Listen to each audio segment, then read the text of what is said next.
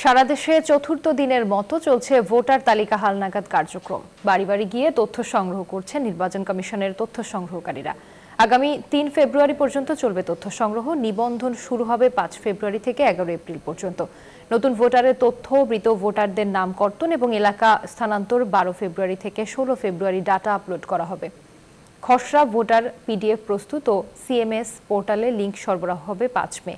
নতুন ভোটাররা জানান তারা ভোটার হয়ে পছন্দের প্রার্থীকে ভোট দিতে চান।